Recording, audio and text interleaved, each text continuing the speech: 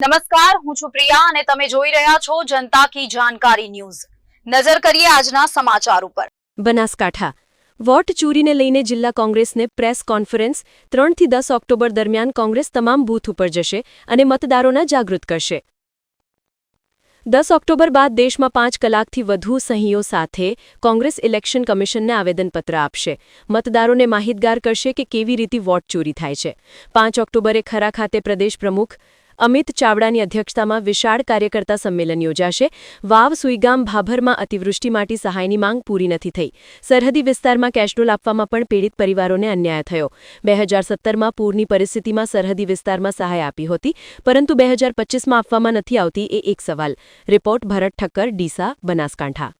બનાસકાંઠા જિલ્લા કોંગ્રેસ સમિતિ દ્વારા પ્રેસ વાર્તા રાખવામાં આવી હતી। તારીખ 3 થી લઈ અને 10મી ઓક્ટોબર સુધી બનાસકાંઠા રહી અને સમગ્ર ગુજરાતમાં કોંગ્રેસ પાર્ટી બૂથે જઈને જે વોટ ચોરીની ઝુંબેશ છે એની સહી ઝુંબેશ કરાવવાની છે અને સમગ્ર બનાસકાંઠા જિલ્લાના તમામ બૂથોમાંથી સહીઓ લઈ આખા ગુજરાતમાં અને આખા ભારતમાં સહીઓ લઈને કોંગ્રેસ પાર્ટી ઇલેક્શન કમિશનને 5 કરોડ કરતાં પણ વધુ સહીઓ સાથે મેમોરેન્ડમ વોટ ચોરી માટે આપવાની છે। જે રીતે વોટોમાં દરેક જગ્યાએ ડબલ વોટ હોય અથવા તો ખોટા વોટ થતા હોય, એક ઘરમાં ઘણા બધા વોટ હોય કે વોટ વારંવાર સ્થળાંતર થતા હોય, તમામ મુદ્દાઓને લઈને કોંગ્રેસ પાર્ટી સહી ઝુંબેશ કરવાની છે 3 તારીખથી અને સમગ્ર ગુજરાતની અંદર એમાં ખાસ કરીને બનાસકાંઠાના 2600 કરતાં પણ વધુ બૂથોમાં જઈને સહી ઝુંબેશ કરશે।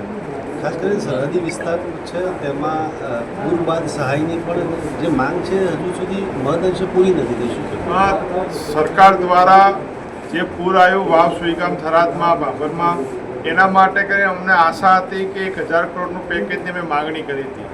કેશડોલ આપવાની હોય તો કેશડોલમાં માત્ર પરિવારમાં 2 જણને કેશડોલ આપવામાં આવી। ઘરવખરી ખેતરોમાં રહેતા પરિવારોને ઘરવખરી પણ ના આપવામાં આવી। પશુપાલનના જે મોત થયા 10,000 કરતાં પણ વધુના મોત થયા, પણ માત્ર કંઈક 1600 કે એવા પશુઓના મોતની વાત કરવામાં આવી રહી છે। એમાં પણ 2 હેક્ટરનો નિયમ લાગુ કરવામાં આવ્યો છે। જમીન ધોવા અને પાક નુકસાની જે છે અને ખેતરમાં રહેતા મજદૂરોને એનો 4થો ભાગ મળવો જોઈએ, તો સરકાર દ્વારા પૂર આવ્યાને લગભગ આ તો 25 દિવસ કરતાં પણ વધુ સમય થઈ ગયો છે, પણ કોઈ જાતની જાહેરાત કરવામાં નથી। મુખ્યમંત્રી આવી ગયા, કૃષિ મંત્રી આવી ગયા, તો પણ નથી કર્યો। જો પંજાબની અંદર હેક્ટર દીઠ 50,000ની સહાય કરી શકતા પાક નુકસાને, તો ગુજરાતમાં તો લાખ રૂપિયા કરવી જોઈએ, પણ શા માટે નથી કરતા? જો હેલિકોપ્ટરથી સર્વે કર્યું હોત તો બધે પાણી ભરાયેલું હતું, પાક નિષ્ફળ છે। આ ચોમાસું પાક તો નિષ્ફળ છે, પણ અમારો શિયાળુ પાક પણ આ વખતે થવાનો નથી। એટલે સરકાર ઊંઘમાંથી બહાર આવે અને તાત્કાલિક ધોરણે પેકેજ જાહેર કરે એ આપણા મીડિયાના માધ્યમથી સરકારને અપીલ છે।